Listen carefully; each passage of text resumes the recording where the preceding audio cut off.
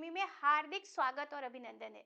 जी बिल्कुल, जितने लोग आ चुके हैं चैट पोल ऑन कर दिया जाए। मैम ऑन कर दीजिए, ऑफ हो गया है यहाँ से। एक बार पुनः उद्घोष एकेडमी आपके लिए यूपी टेट 2026 का बैच लेके आ चुका है दोस्तों। उम्मीद है कि आप सभी उद्घोष एकेडमी से बहुत बड़ी मात्रा में जुड़ेंगे और इस यूपी टेट के कोर्स को प्राप्त करेंगे। चलिए बात करते हैं यूपी टेट एग्जामिनेशन के अंतर्गत हमें क्या-क्या पढ़ना है और क्या-क्या समझना है। सबसे पहले तो हम सिलेबस को लेके ही बात करेंगे। अब सिलेबस के पॉइंट ऑफ व्यू से दो कॉन्सेप्ट है। पहला ये 1 टू 5th में क्या आना है, यानी कि प्राइमरी लेवल में हमें क्या-क्या पढ़ना है, और दूसरा ये जूनियर लेवल यानी 6 टू 8 में हमें क्या पढ़ना है। तो सबसे पहले हम यही समझेंगे कैसे पढ़ना है, क्या-क्या पढ़ना है। तो आगे बात करते हैं, चलिए देखते हैं क्या है सिलेबस हमारा। अब यहाँ स्क्रीन साफ साफ देख रहे हैं, यहाँ यूपी के पेपर 1 एग्जाम पैटर्न यानी कि पहले पेपर की बात हो रही है। और पहले पेपर का मतलब ये क्लास 1 टू 5th को लेके बात हो रही है। चलिए बात करते हैं। अरे ज्योति श्रीवास्तव जी आ गए हैं। Good evening ma'am, good evening. ठीक है, बहुत बढ़िया। कैसा रहा आप दोनों लोगों का पेपर?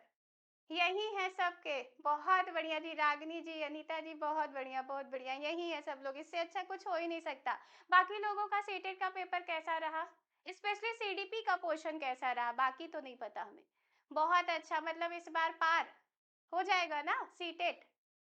ज्योति जी गुड इवनिंग, अंजलि जी बहुत बहुत गुड इवनिंग भाई। ठीक है, सबका अच्छा पेपर हुआ। सीडीपी बहुत अच्छा रहा मैम, बहुत बढ़िया भाई, सुन के बहुत अच्छा लग रहा है।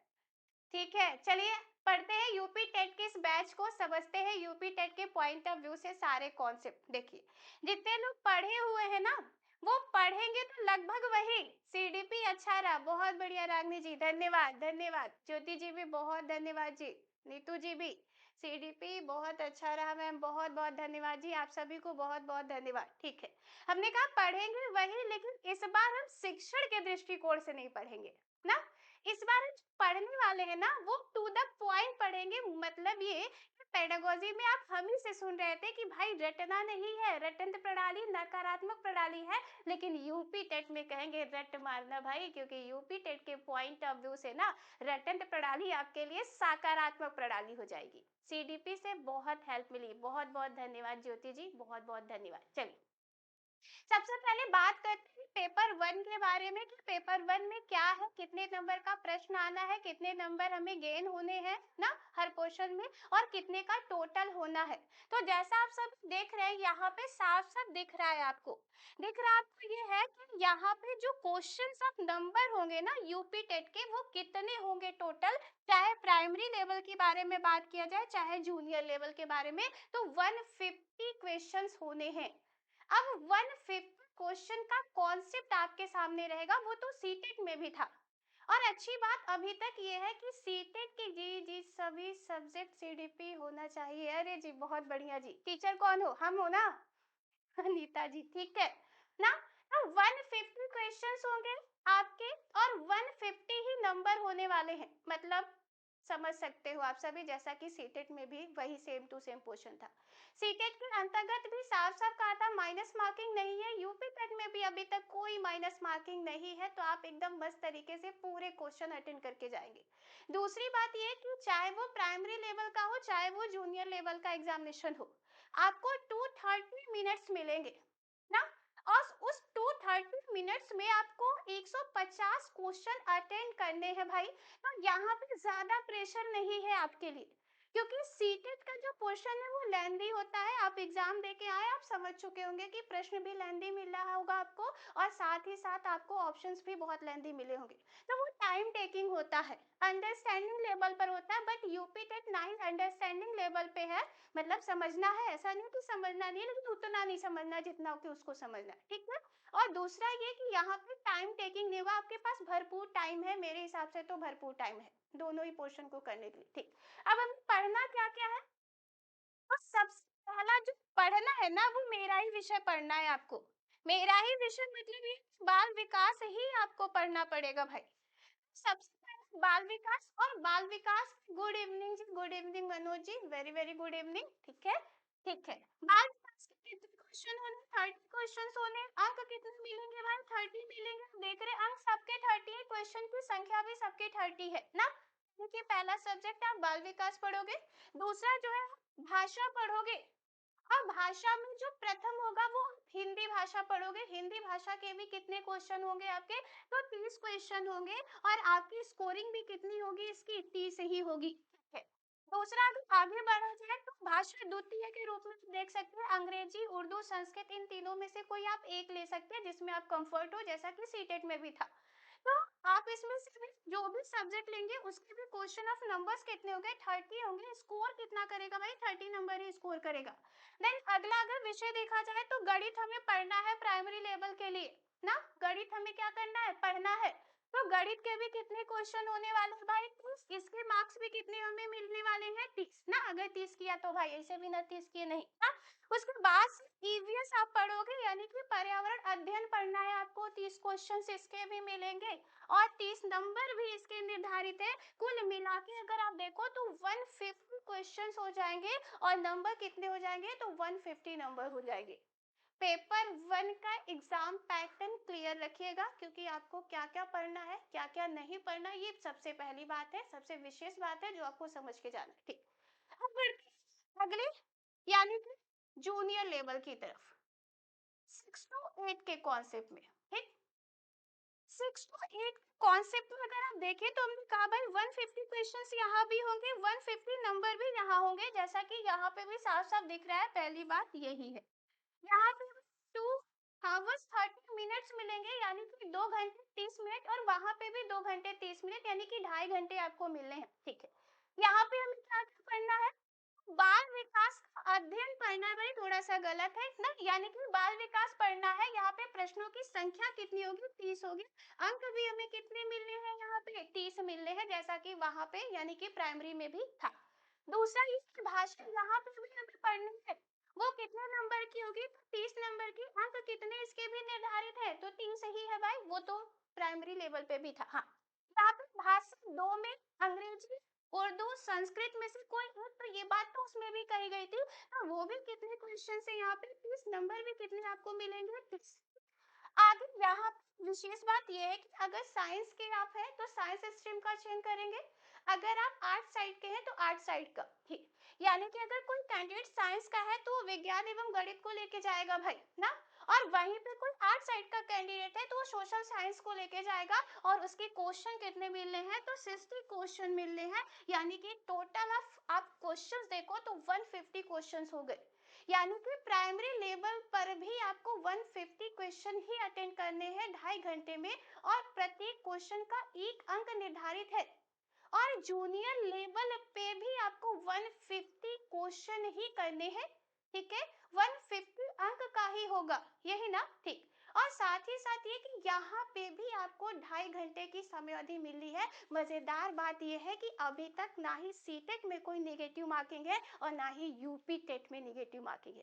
तो जैसे सीटेट पॉइंट ऑफ व्यू से आप इतनी पॉजिटिव व्यू दे रहे हो ना, वैसे ना यूपी टेट में भी हम दावा करते हैं 101% कि आप पॉजिटिव व्यू ही दोगे हमें कि मैम जी सीडीपी में बहुत अच्छा हुआ। बिल्कुल। लेकिन इस बार थोड़ा सा सावधान रहिएगा, क्योंकि सीडीपी से आपको पूरे पोर्शन में हेल्प मिलती है। ठीक। लेकिन यूपी टेट में ना आपको केवल और केवल इस क्वेश्चन में ही हेल्प मिलेगा, वो भी आपको रटना पड़ेगा। साथ ही आप समझोगे भी, लेकिन समझने के साथ साथ रटन प्रणाली पर भी बल दोगे। बात क्लियर है? अनीता जी, मनोज जी, ज्योति जी, रागनी जी, बात क्लियर है इतनी? कोई दिक्कत किसी को भी? यस या नो? सब सो गए क्या? कि भाई पेपर अभी नहीं, आराम से? नहीं भाई आराम मत करिए। ज्योति जी आ गए कह रही हैं जी। कोई क्वेश्चन किसी का, कोई डाउट प्राइमरी लेवल और जूनियर लेवल को लेके किसी भी तरीके का? नहीं ना। आगे बढ़ लिया जाए। चलिए आगे बढ़ेंगे सीडीपी के सिलेबस को लेके भाई। अब चाहे वो प्राइमरी लेवल के कॉन्सेप्ट पे बात हो, चाहे वो जूनियर लेवल के कॉन्सेप्ट पे बात हो, हमें पढ़ना क्या है 30 नंबर के लिए? सबसे पहले फर्स्ट ऑफ ऑल तो हमें यही समझना है, क्योंकि अगर हमें अपना सिलेबस ही नहीं पता है ना तो हम पढ़ भी नहीं पाएंगे। निर्धारित है, एकदम कंफर्म है जी ज्योति जी, बिल्कुल ठीक। सबसे पहले हमें क्या पढ़ना है भाई? मनोविज्ञान मनोविज्ञान का इतिहास पढ़ना है, बहुत सारे प्रश्न है और विगत वर्षों से लगातार प्रश्न है ना। सबसे पहला जो टॉपिक हमें डिस्कस करना है वो मनोविज्ञान का क्या होगा दोस्तों, इतिहास। मनोविज्ञान के इतिहास के अंतर्गत मनोविज्ञान के इतिहास को तो जानेंगे ही जानेंगे, साथ में ये भी जानेंगे कि मनोविज्ञान के जनक कौन है, आधुनिक मनोविज्ञान के जनक कौन है ना। सबसे पहले मनोवैज्ञानिक प्रयोगशाला की स्थापना किसने की, कब की और कहाँ की। इसके साथ साथ हम शिक्षा मनोविज्ञान को भी देखेंगे। जी जी मैम, अगर सीटेट क्लियर हो जाए तो यूपी टेट की जरूरत होगी क्या, बिल्कुल होना चाहिए भाई। देखिए एनईपी 2020 ने इस प्रोस्पेक्टर को लागू कर दिया है कि यूपी टेट स्पेशल क्राइटेरिया है, यानी कि वो यूपी टेट में ही वैलिड होगा, मान के चलिए। हाँ, अगर आप गवर्नमेंट टीचर है तो दोनों में से हो जाए बहुत है, सफिशियंट है, अगर आप पहले से कर रहे हो तो। नहीं तो सीटेट जो है वो सेंट्रल लेवल पे मान्य होता है। अगर central level in the sense अगर हमारे स्टेट के बाहर भी कहीं वैकेंसी आती है तो आप यूपी टेट के आधार पे एलिजिबल नहीं है, आप यूपी टेट के आधार पे एलिजिबल नहीं है जब तक आपके पास सीटेट का मार्कशीट ना हो, यानी कि सीटेट क्वालिफाई की वो ना हो। बात क्लियर है ज्योति जी। टीचर है गवर्नमेंट, अगर हमने कहा कि अगर आप टीचर है गवर्नमेंट तो आप दोनों में से किसी एक में क्वालिफाई हैं, आपका काम चल जाएगा, कोई दिक्कत नहीं। एक मतलब ही नहीं कि यूपी टेट को महत्व ही न दा, बिल्कुल नहीं, कहने का मतलब ये नहीं है। क्योंकि कब नियम चेंज होंगे, कब रूल्स को कन्वर्ट कर दिया जाएगा ये पता नहीं किसी को भी नहीं ना। तो मान के चलिए जैसे सीटेट आप लेके बहुत सीरियस है, वैसे यूपी टेट को लेके भी सीरियस होइए। बिलीव मी, सीटेट से काफी इजी पैटर्न होता है यूपी टेट का। हमें नहीं लगता इसमें आपको बहुत ज्यादा एफर्ट लगाने की जरूरत है, क्योंकि 50% तो आपने सीटेट के लिए पढ़ा है, केवल 50% पे ही आपको एफर्ट लगानी है। बात क्लियर है ज्योति जी। ज्योति जी, बात क्लियर है।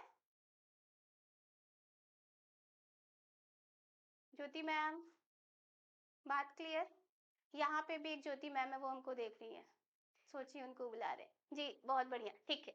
दूसरा जो टॉपिक है वो हम सीटेट अभिवृद्धि एवं विकास, तो हमें यहाँ पे भी पढ़ना है। जैसे सीटेट का ये महत्वपूर्ण पोर्शन था, वैसे यूपी टेट के लिए भी उतना ही महत्वपूर्ण है।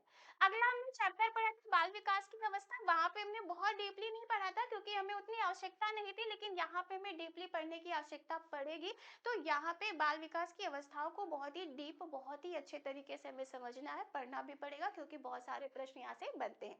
अगला जो हमें पढ़ना चैप्टर वो बाल विकास का सिद्धांत पढ़ना है, ये भी हमने पढ़ रखा था, लेकिन जितना काम चलाने लायक था उतना ही पढ़ा था हमने, यानी कि उतनी ही बातें की थी जो पेडागोजी को हमें हमारे हेल्प करेगा।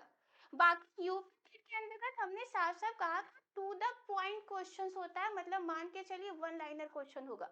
अब वन लाइनर क्वेश्चन के लिए टू द फैक्ट हमें पढ़ना है और याद भी करना पड़ेगा, क्योंकि टू द फैक्ट के बारे में बात हो रही है तो याद भी करना पड़ेगा, ठीक है। अगला जो है वो बाल विकास को प्रभावित करने वाले कारक, ये भी हमने पढ़ा है, लेकिन यहाँ पे और ज्यादा कारक हम पढ़ेंगे, क्योंकि सीटेट के अंतर्गत हम दो ही कारक पढ़ते हैं।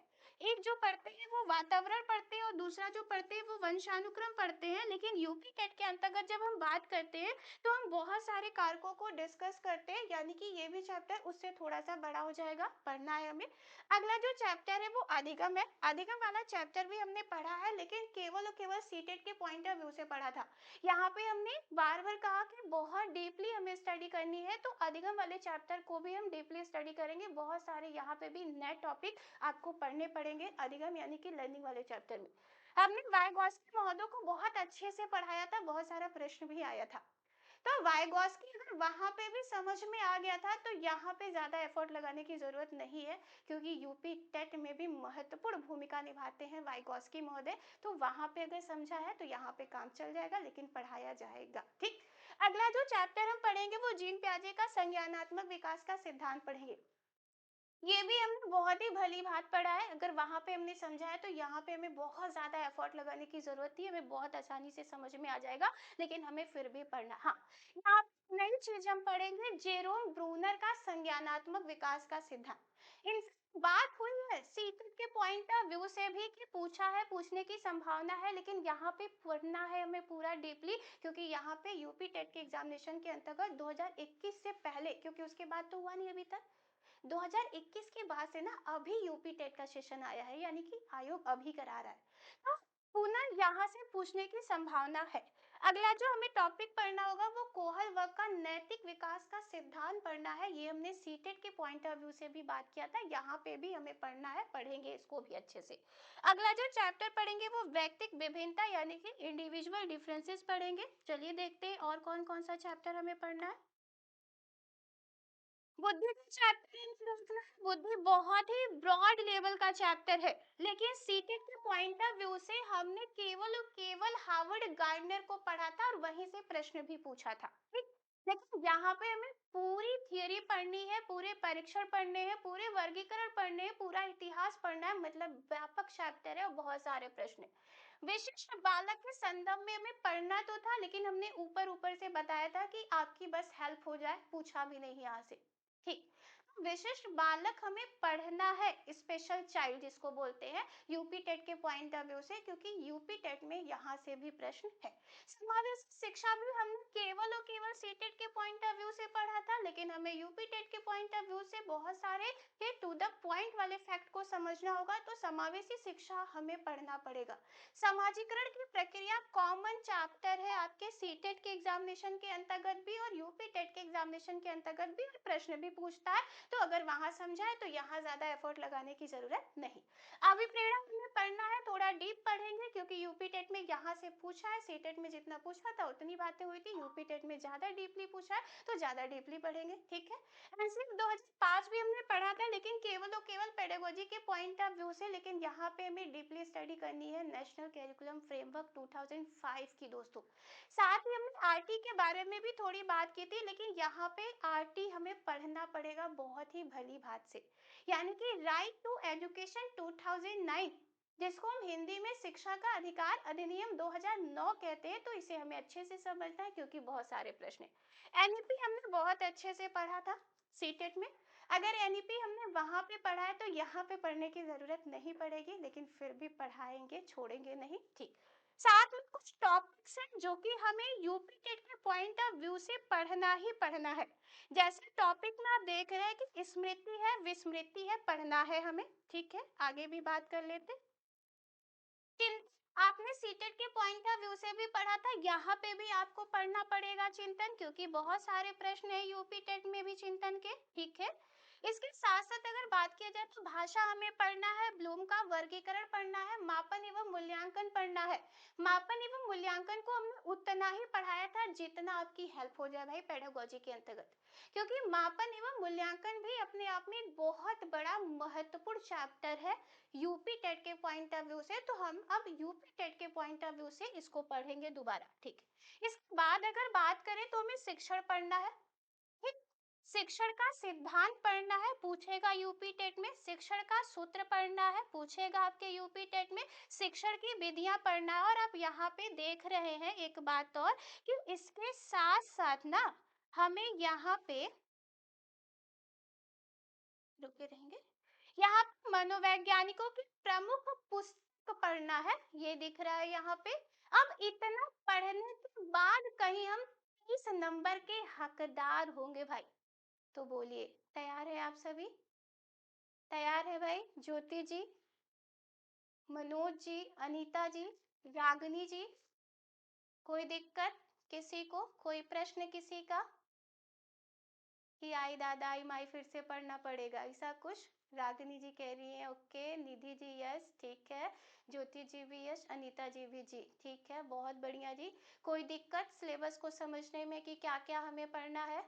ठीक है अनीता जी, बहुत बढ़िया, वेरी गुड। किसी को कोई दिक्कत?